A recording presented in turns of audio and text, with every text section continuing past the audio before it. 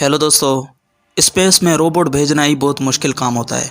लेकिन स्पेस में इंसान को भेजना और हर छोटी सी छोटी चीज़ का ख्याल रखना और फिर उसे सही सलामत वापस अर्थ तक ले आना बहुत ही मुश्किल काम होता है, जिसमें अगर छोटी सी भी गलती हो गई तो उसमें सालों की मेहनत, पैसे और जान तीनों के जाने का खतरा रहता है। स्पेस में जाने वाला कोई भी स्पेस क्राफ्ट हो, उसमें इंसान के ज़िंदा रहने के लिए हर सहूलत मौजूद होती है, जैसे कि प्रेशर केबिन्स जिनमें ऑक्सीजन के लिए ऑक्सीजन टैंक्स लगे होते हैं और उसमें से कार्बन डाइऑक्साइड को ख़त्म करने के लिए फ़िल्टर्स लगे होते हैं। स्पेस क्राफ्ट में ये डर लगा रहता है कि अगर किसी खराबी की वजह से स्पेस क्राफ्ट ख़राब हो जाए तो एस्ट्रोनॉट्स स्पेस में ही फंसे रह सकते हैं। उनको वापस लाने के चांसेस बहुत ही कम होते हैं।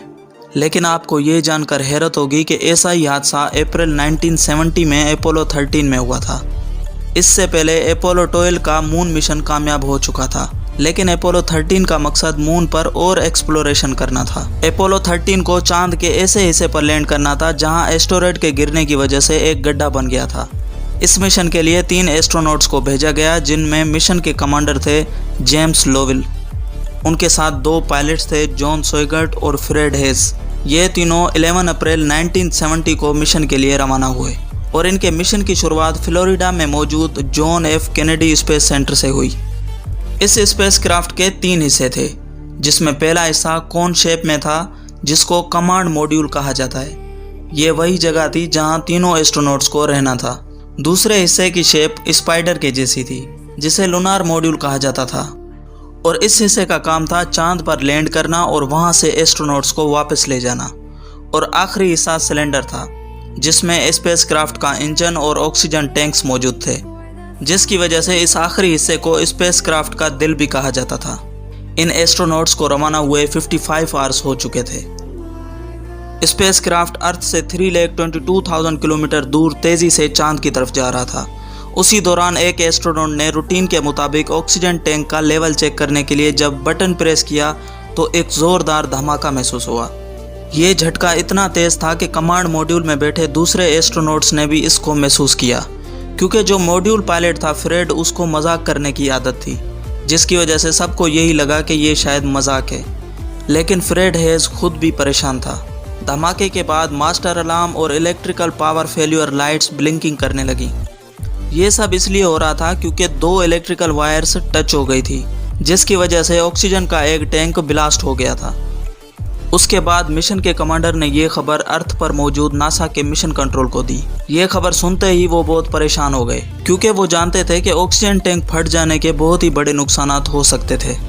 1-2 मिनटों के बाद जब मिशन कंट्रोल ने स्पेस क्राफ्ट में से रियल टाइम डेटा निकाला तो पता चला कि स्पेस क्राफ्ट में ना सिर्फ ऑक्सीजन टैंक फटा है, बल्कि दूसरा ऑक्सीजन टैंक भी जल्दी से खाली होता जा रहा था। उसके अलावा 3 में से 2 इलेक्ट्रिकल सप्लाई वायर्स भी फट चुकी थी, जो स्पेस क्राफ्ट चलाने में मेन रोल अदा कर रही थी। उसके अलावा मिशन कमांडर जेम्स लोवेल ने जब विंडो से बाहर देखा तो उसको सर्विस मॉड्यूल में से कोई गैस लीक दिखाई दी। ये ऑक्सीजन गैस थी जो आखिरी टैंक से लीक हो रही थी। तीनों एस्ट्रोनॉट्स को ये कंफर्म हो चुका था कि ये तीनों बहुत बड़ी मुसीबत में फंस चुके हैं। उनके स्पेस क्राफ्ट की लाइट्स भी ऑफ हो चुकी थी, पीने के लिए पानी भी नहीं था, और उनके पास जो ऑक्सीजन आ रही थी वो भी लीक ऑक्सीजन टैंक से ही आ रही थी। इन मसलों के साथ एक और बड़ा मसला ये था कि ब्लास्ट की वजह से स्पेस क्राफ्ट की डायरेक्शन भी चेंज हो गई थी, जिसका मतलब ये था कि अगर जल्दी से उनकी डायरेक्शन ठीक नहीं हुई तो वो हमेशा के लिए स्पेस में फंस जाएंगे। दूसरी तरफ ये खबर पूरी दुनिया में फैल चुकी थी। एस्ट्रोनॉट्स की फैमिली के साथ साथ पूरी दुनिया इस अफसोसनाक खबर को देख रही थी।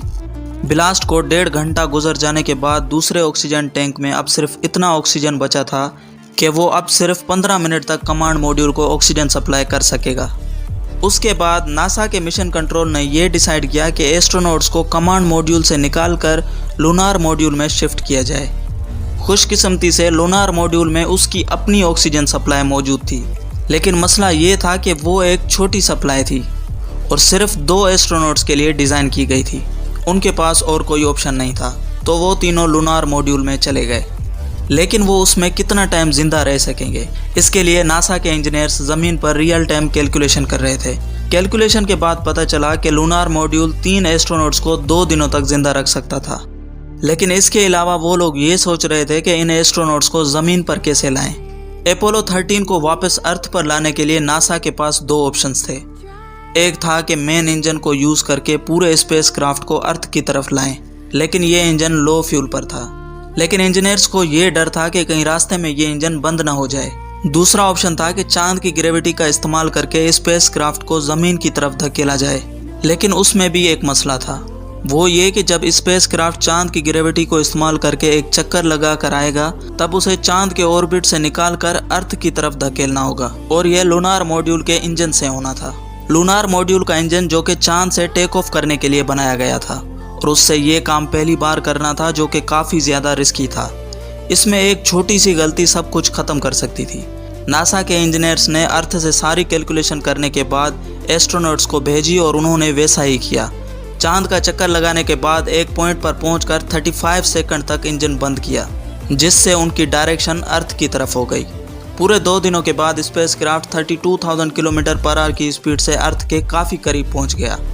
लेकिन अब इनको लूनार मॉड्यूल से निकलकर कमांड मॉड्यूल तक जाना था। तो वो स्पेस सूट पहनकर कमांड मॉड्यूल में गए, जहां का टेम्परेचर फ्रीजिंग पॉइंट से भी नीचे जा चुका था। अर्थ के करीब पहुंचकर उन्होंने खुद को लूनार और सर्विस मॉड्यूल से अलग कर दिया। पूरी दुनिया की नज़रें उन पर थी, क्योंकि बगैर कंट्रोल के वो लोग अर्थ में एंटर हो रहे थे। एंट्री के वक्त हीट की वजह से 3 मिनटों तक उनसे राब्ता टूटा रहा, और जब 3 मिनटों तक उनका कोई जवाब नहीं आया तो सबको लगा कि शायद एस्ट्रोनॉट्स अब नहीं रहे। लेकिन थोड़ी देर में ही उन्होंने रेडियो पर बात की और बताया कि हम ठीक हैं, और अर्थ के करीब पहुंचकर उन्होंने पैराशूट खोल दिए। आखिरकार 5 दिनों के बाद 17 अप्रैल को उनका मॉड्यूल पैसिफिक ओशन में गिरा, जहां से उन्हें रेस्क्यू किया गया। अगर वीडियो पसंद आई तो लाइक, शेयर, सब्सक्राइब करें और बेल आइकन को प्रेस करें।